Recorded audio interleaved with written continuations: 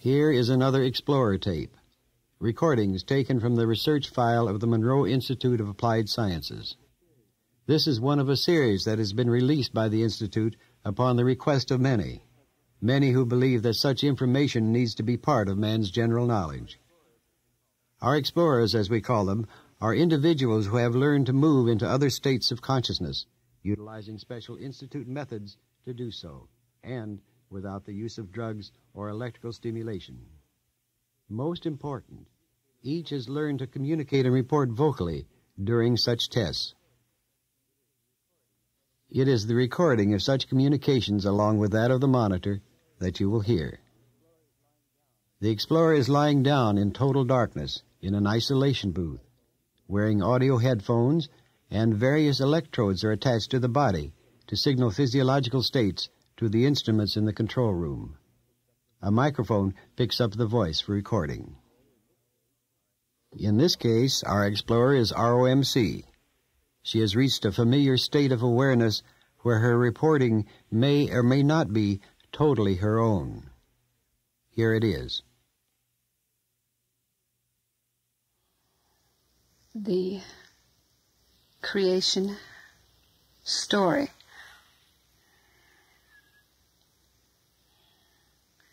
In the beginning, the Creator created, and there was creation. And how did it all take place? In the beginning,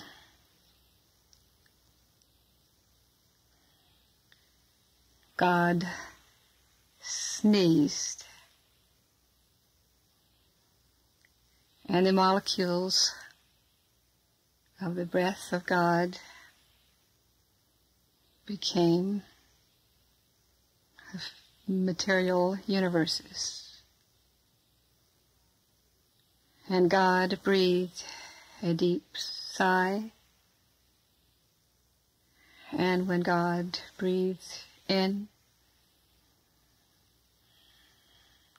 the material universes, the breath of God, the breath of the creation, dissolved back into its original source,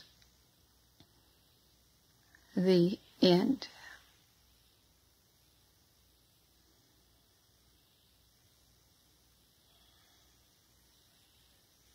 What does this mean? This means that there is the Creator, there is the created, there is the creation.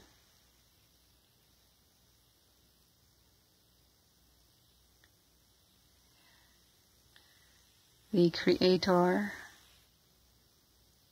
is the created and the creation. All is one, and one is all. There is no beginning, and there is no end.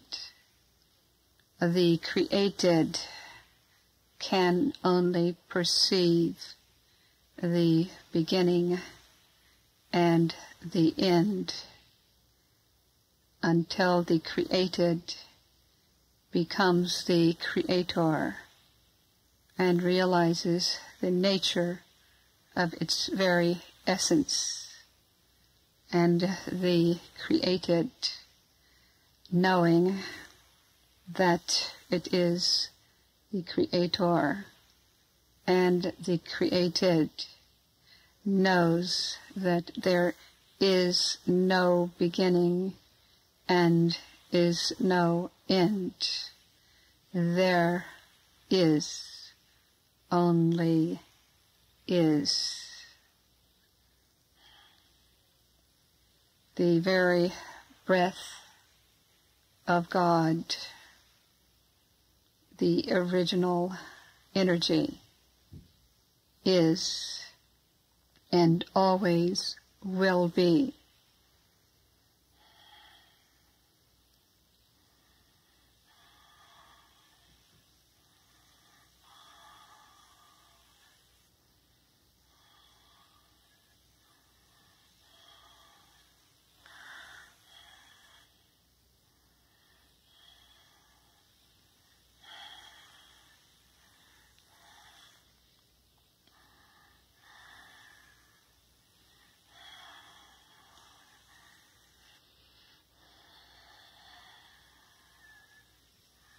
Would like to continue this lesson. We would like for you to take in your hand a piece of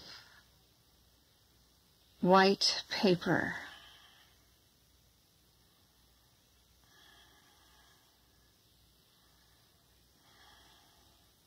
We will wait until you have this in your hand.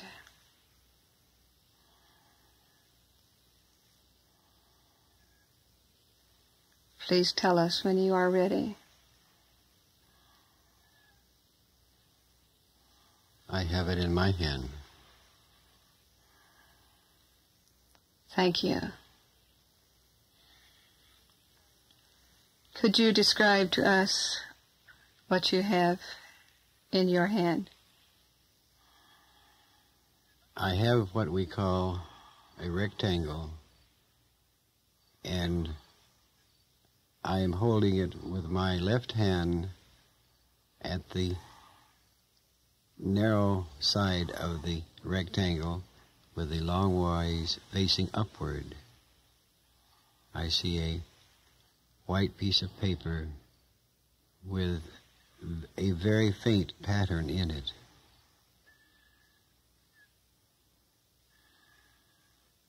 And now turn the paper over and describe the other side.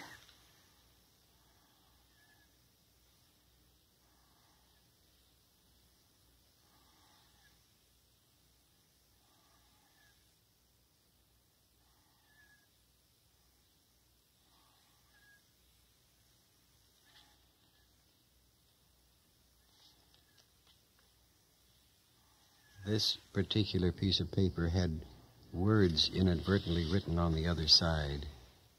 So I will change to another piece of paper that has simple rules on each side. And as I turn that piece of paper... That is fine to keep the piece of paper that you have. With the words, yes, all right. That is fine. You have described the paper. Yes. Now, we ask, from whence did the paper come? The paper is a piece of our material technology that originally came from a type of tree, and the wood from the tree was ground up and compressed and rolled and formed this piece of paper, this thin piece of paper. Chemicals made it white.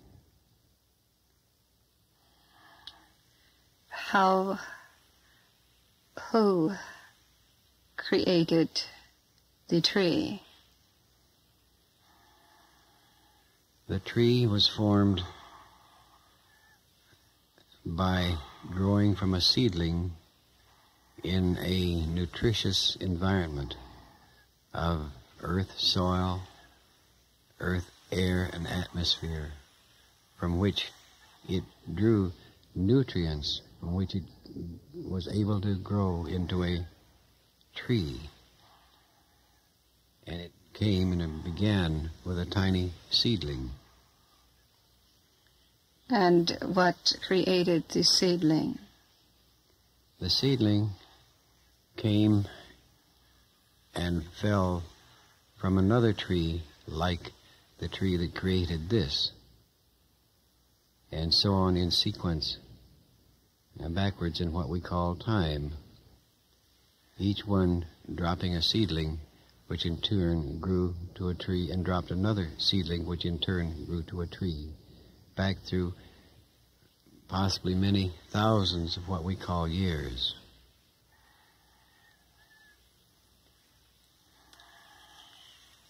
And the lines drawn, the forms upon the paper, who created this? The lines on the paper of work. On the second side that were drawn. On the second side, the lines of words were created by a machine, which in turn placed the words on the paper, and the machine was operated by some human fingers, which in turn were operated by a human mind. And the words came from that human mind. And what created the human and the human mind? This is where we begin to ask the question, what did create the human mind?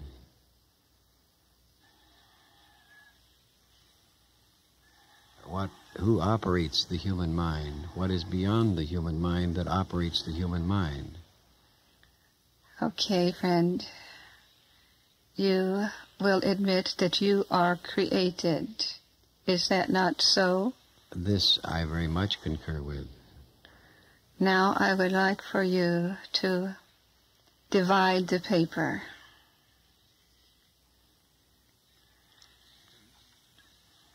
However I so desire to divide it, is that it?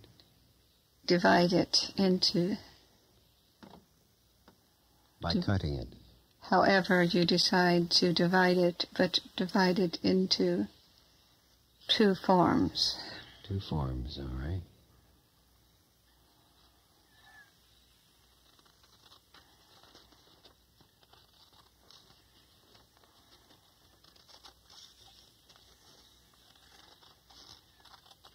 It is now in two forms, in two pieces. Hold one in one hand and one in the other. Yes, I have this in one hand and one in the other. And what have you done?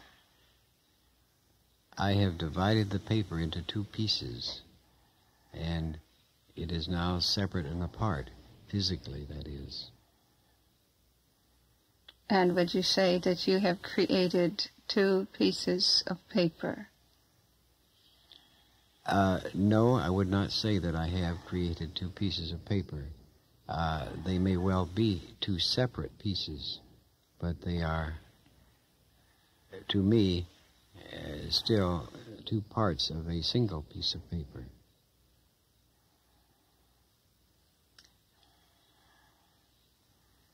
Yes, dear friend.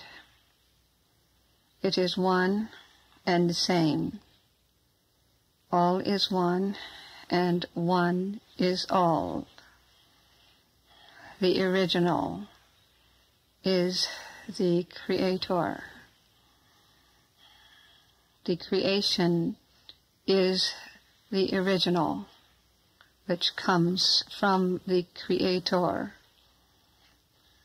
Therefore, you are created. But at the same time, you are the Creator. It is one and the same. All is one, and one is all in the universe. Do you understand, in essence, this concept? Philosophically, yes, I can perceive the cyclic or wave form of it.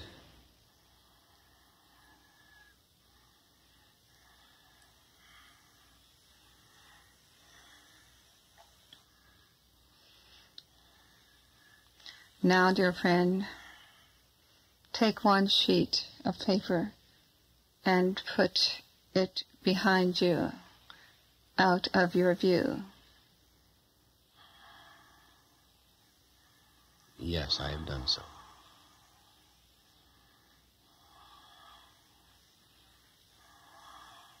Now describe what you see.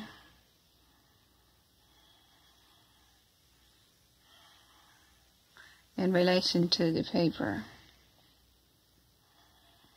I see, or perceive the paper is behind me, where I have put it behind me. You have one that you can see. That is, yes, that is correct. Now feel the paper. Yes. Describe how it feels. It has a smoothness, a thinness, and yet there is a texture to it, meaning that it is not absolutely smooth, because when I run my touch of fingers across it, I can feel that it is not perfectly smooth. It is flexible. I can bend it. Now smell the paper and describe what you smell. I have done so, and it has a smell that we associate with paper. A slightly chemical smell, a slightly wood smell.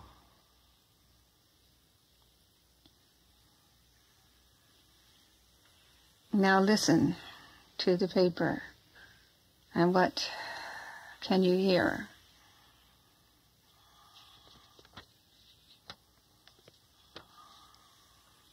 I hear what we call as I bend it, I hear what we call a crackling, which is a change of stresses within the paper as it is bent.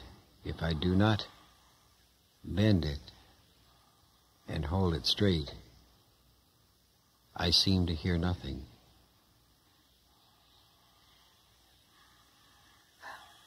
Make it so that you can hear.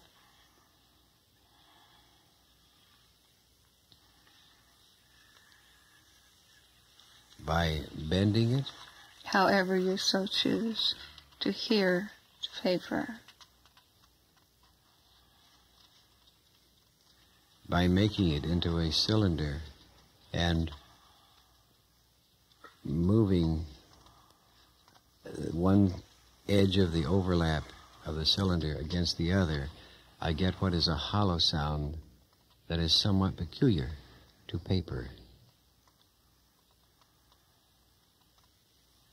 which is much like this sound.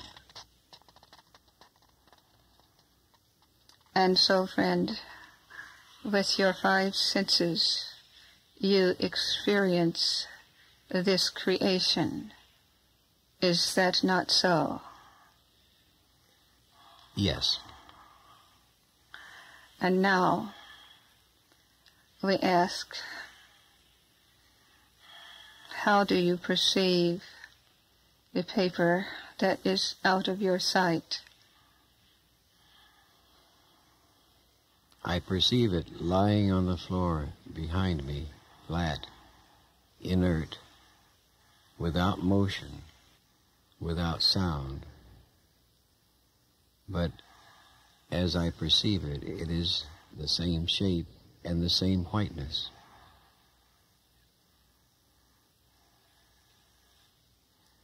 You perceive this with the five senses? I perceive this within my mind as I direct my mind to perceive it. It creates the picture of this paper lying on the floor behind me out of my physical vision.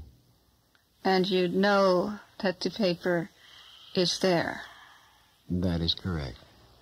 You know, but you cannot perceive with the five senses. Yes. Therefore, through the mind, there is that knowing level. Is that not so? Yes, that is true.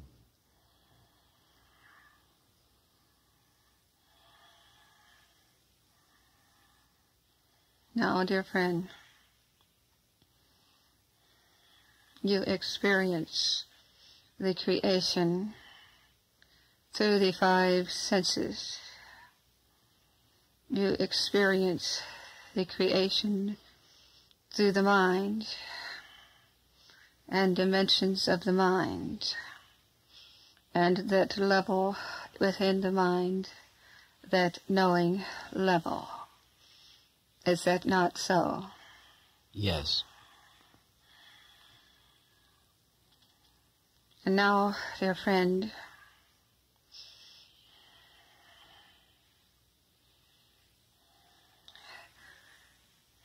from whence was the Monroe Institute created? Where did it originate? This is the only place that I know of that it originated is from the same source of my own mind. Yes, then you are the creator. Is that not so? I am not sure that I am the total creator in this respect. Of the original concept. Even the original concept, I do not feel positive or know that such creation was my own entire concept, that it did not originate beyond me. It was perceived in the mind. Is that not so? That is true. And therefore, that was stage one of the creation. Even though, as you say, there are many dimensions in the process of the creation. Yes. And therefore, now, that which can be seen, felt, touched, smelled, and experienced is in a second stage, a physical stage, within your universe outside of the self. Is that not so? Yes, that is so. Therefore, there is the creation from the mind, and there is the created. You, or the original creator in the mind, and you created the institute. Therefore, again, there is the creator and the created. Is that not so? Yes, that is true.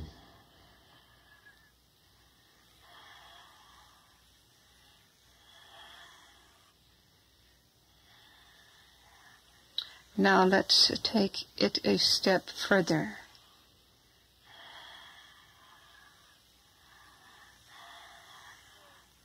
You were created. How do you know that you are created? If I follow the method by which we are trained, I exist. I am here. I am here physically. I think, I act, I perform. Ergo, I exist. I am. I either created myself or I was created.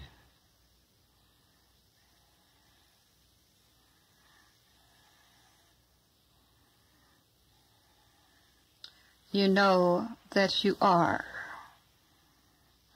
That is correct. I am.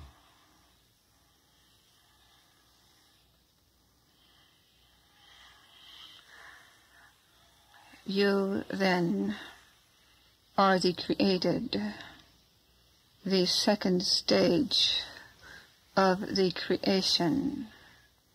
You came from an original source. Is that not so?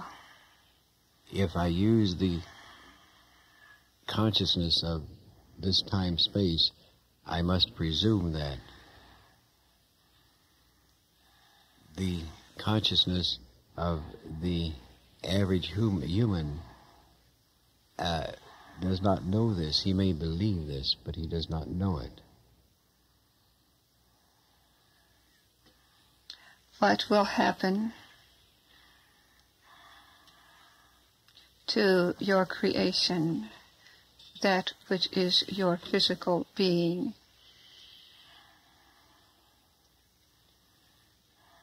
It will eventually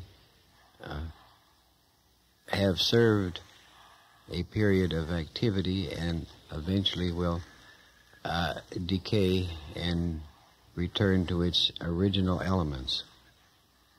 Do all beings know this? I presume that all totally or conscious beings know that this does take place. Whether an animal or a plant knows this, I do not know for sure. What happens to everything in the physical dimension? Everything in the physical dimension, again, by the standards of our culture, resumes and goes back to its origin. It eventually returns to the chemicals, to the minerals from which it originated. Therefore, all is one, and one is all. Is that not so? In that respect, it is indeed so. All is the creation. All is the creator. All is the created. Is that not so? In terms of physical matter, the cycle has been well observed, that which is created eventually returns to the source or state from which it was created. And what is the beginning and what is the end? The beginning is where some pattern is set, and that pattern assembles various minerals, elements, and organizes them into some form or structure. That structure grows, expands,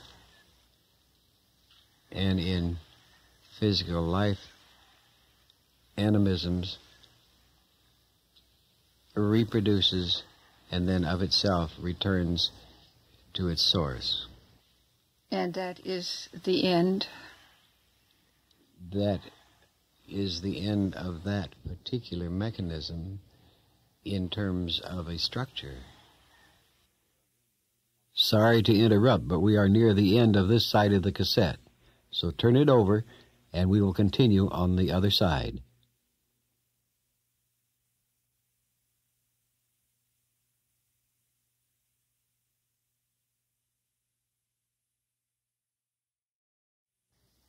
What would the beginning and end be in earth terms?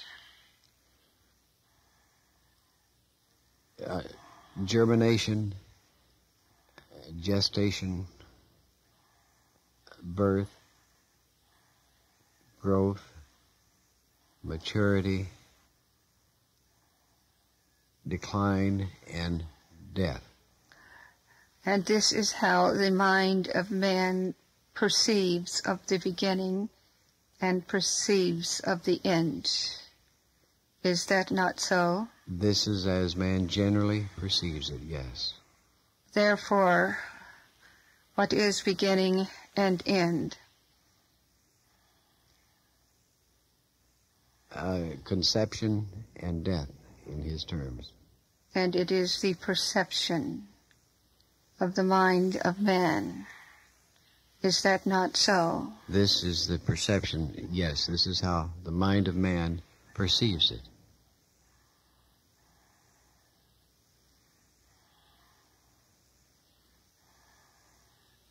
Therefore, beginning and end is in the second dimension, not of the original form.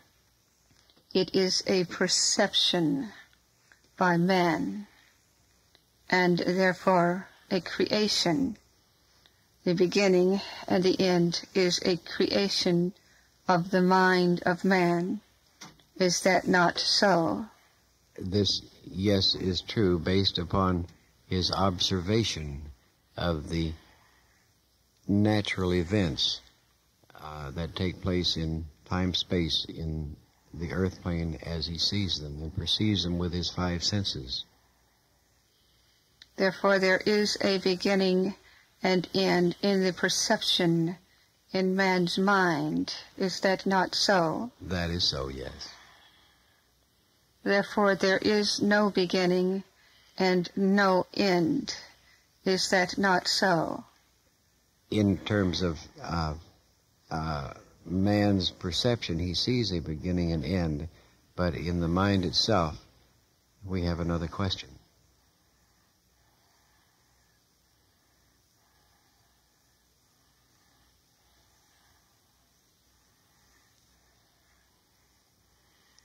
In the beginning, God sneezed,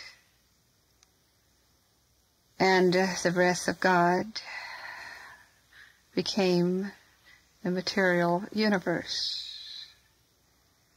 In the end, God breathed a sigh, and when God breathed in, that which was returned to its source, and that which was is, and that which was is one and all in the same.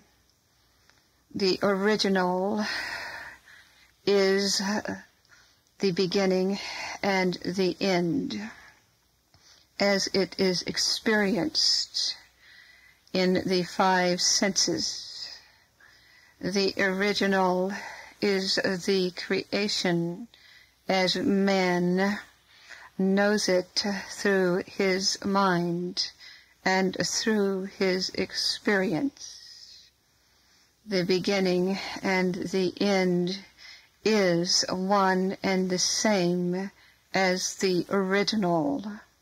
There is only one force in the universe. There is only one energy in the universe. And when this energy is divided, just as the paper that you have before you was divided, it is then still the same, one and the same base, the same origin. It is one and it is two. It is one paper in form, and it is divided, and it is one in substance, but it is one in its essence. There is in the universe one basis, the Creator, the created, the creation. One is all, and all is one. The earth is, it is a form. It was created, and it is, and always will be, even though it will not always be perceived in the physical level. The physical level of the earth is perceived by the human senses, by the human mind. the physical level will transform. It will transform into another level. It is now perceived to be physical. The physical universe was created, but it is and always will be. It will change its form from the physical and go into another dimension, but it is and always will be one and the same in its very essence.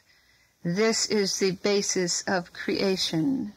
One is all and all is one. Is this understandable to the human mind? By inference, then, if all is one and one is all, then I therefore am both creator and created. That is so. If this is so, then I therefore am a part of the creator of all there is, if all is one and one is all. That is so. And if this be so, therefore I, as a creator, I may, upon my own discretion or desire, create however I so desire. Is this true? You have the abilities to create as you are the creator. The choice is there. Then, if I am the creator, how then, if I am such, how did I create myself originally? That is the very essence of this lesson. One is all and all is one. You were created, and you became a creator, and you in turn create. And then in turn there is another creation. There are many levels of creation. You did not create yourself. You were created to become a creator. One is all and all is one in the universe. And the energies are one and the same. You did not have to create yourself. You were created in the image of the original creator, and you become a creator, you become created, you become the creation, and you go back into the original creator. There is an unbroken circle. One is all and all is one. It is not a process whereby you create yourself. You become created, but with the same creative processes that are in the very essence of the creation and the created, you become the creator. Is this then understood? I follow it with one form of my consciousness and say, therefore, that if I am and was created by the original creator, then who was the original creator? There is only one energy in the universe. One is all and all is one. It is an energy not understandable to the mind of man. Man creates a creator in human form. Man creates his creator in his image. We create our creator, but we are created by a creator. Therefore, the creator is not the creation of our image, because our image of the creator limits the creator. We limit ourselves, and therefore we also limit our concepts of the creator. there are no limitations on the Creator. The limitations of the universe are only those that we put upon it. We create the Creator in our mind, and it is not possible to create the Creator. We limit the Creator, and there are no limitations on the original source. Do you understand this concept? Yes, I can perceive this. Yes, and I can perceive that there cannot be such limitations that a created can place upon any Creator, and the impossibility of the created to properly conceptualize his Creator. Is there any way that he can increase his ability to perceive the Creator, the created? Can he any way increase his perception of that Creator? When the Creator, you, the Creator, understand the limitlessness of your nature, you understand the limitlessness of creation. All the limits that the Creator in the physical level has are the limits that are put upon themselves. The limits are put there through the physical nature of the five senses and the mind. And when you, the created, and the Creator understand the limitlessness of your nature, the level that goes beyond that which you can smell, feel, touch, hear, and see, that level whereby you know that the paper is behind you. First, that you put that paper behind you. You know that it is behind you, even though you cannot see that paper. It is a knowing level. And when the human goes beyond the levels, the limitations of the mind, the limitations of the five senses, and lives in the knowing level, the levels of its inner dimensions, it is then that the human Creator begins to perceive the universe in a different way, in the timeless level. When you perceive in the time level, you perceive that there is a beginning and you perceive that there is an end. But when you live in that knowing level of your nature, you perceive in a different form. You perceive in levels where you know, and you experience in different levels of knowing that you are, that you always were, and that you always will be. And therefore you are one and the same. One is all and all is one. And this is the essence of the creation story as we are teaching it to you. However, we do not have to teach. All beings know. It is within their very natures to know. It is only perceiving in a different way, opening up beyond the five senses, and the mind opening up into levels beyond whence the human perceives in the physical realm, but perceives beyond the physical levels. Is this understandable, friend? Yes, my friend, it is understandable, and of course you are aware this is the very process that we at the Institute here are attempting to do. And how can we approve this process?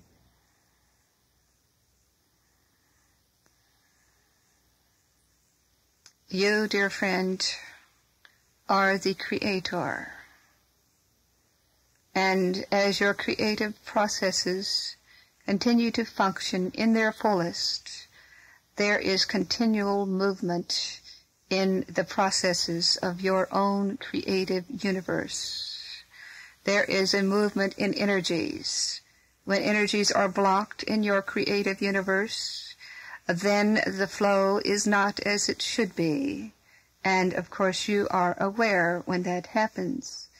When your own creative universe is creating at its highest level, you perceive and you receive continual inspiration as to what and how and where the creative process will go in your institute.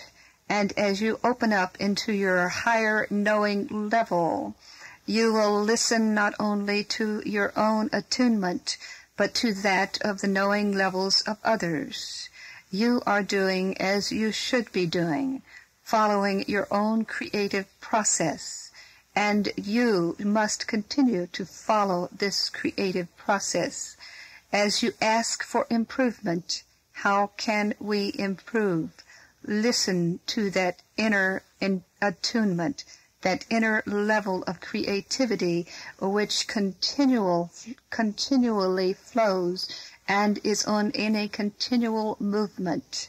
There is only energy in the universe.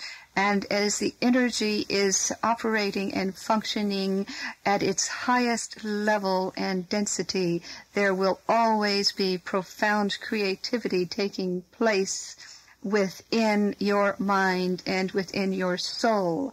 Creativity is the very essence of the human being, the human creator. You are the creator. The great excitement of being a creator is that there is creativity taking place. There is nothing that is stagnant within your universe if you will not allow it to be stagnant. Each soul must see and experience life as a creative process, as an excitement of continual understanding and knowing and growing and creating. And it is important that each individual, each universe, each creator, each who is the creator and the creative goes with their own flow. Each being is a universe in itself, a creator, a creative, created and a creative being, and it is very important for each individual universe to follow the very essence of its own flow. This is very important in the whole creative process within the universe, that each soul gets in touch with the very base of its own creativity. You do not follow the creative level of another being. Your creativity comes from the very essence of your own being. You can receive inspiration. You can receive knowledge from others, from creativity that you see taking place around you. But you must experience your own nature, your own creative nature of being and growing and becoming. Being and becoming is the very essence of the nature of man, to be that which you really are. You are the created and you are the creator, one and the same in the timeless universe. Yes. Our question, our problem is how to convey this to others so that they can understand it. And this is our greatest problem. It is not a problem because you are working on the solution. As you bring others into the inner depth of their being, which is very important in the process which you have helped to create, you help others to go within their inner universe to get in touch with their own creative levels. Therefore, it is not a problem in that you are bringing a solution to many and helping others to open up into their own level. Therefore, know that your creativity is helping the creativity of others just by helping others to go within in different forms, to get in touch with levels of their own being. We will keep trying, then. It's the best statement I can make at this moment. And I thank you for reinforcing the base from which we try to be.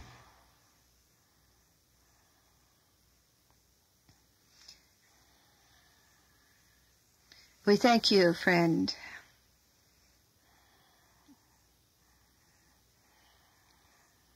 The one final question is how far we can take this creativity. Can we use this creativity in this final question to manipulate matter as we know it? There are no limitations in the universe. The creativity level is also a timeless level. If you ask this question of your own being, you will receive an answer. Very good.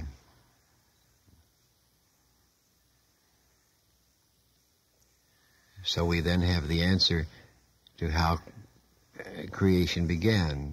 It began with a sneeze and ends with a sigh. Is that correct? This is a concept in human terms, an illustration that the human mind can perceive, and we can put it in a humorous concept because the humor of the human nature is also very important. Yes, I appreciate that very much and very deeply, and humor has its own value. We could also say that God laughed and the universe was created, and he breathed in, and all that was created came back to its original source. It is one and the same. Yes. The end. Thank you, friend. Thank you, my friend. It's very, very warm. And human, as we put it. And we shall step aside and appreciate the chance to speak with you. We are all teachers and we are all learners. We are one and the same. We teach and we learn. You teach and you learn. We teach and we learn. One is all and all is one in the universe. Thank you, friend. Thank you. And I will certainly share this with many people, many humans.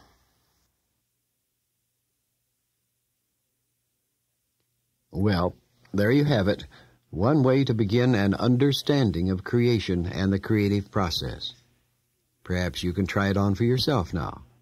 We offer this without particular comment, but do hope you have a few comments of your own. If you do, we'd like to hear from you. Until then, this is Robert Monroe saying, there never seems to be one answer to anything, and that may be good. How else would we have a choice? See you around, I hope.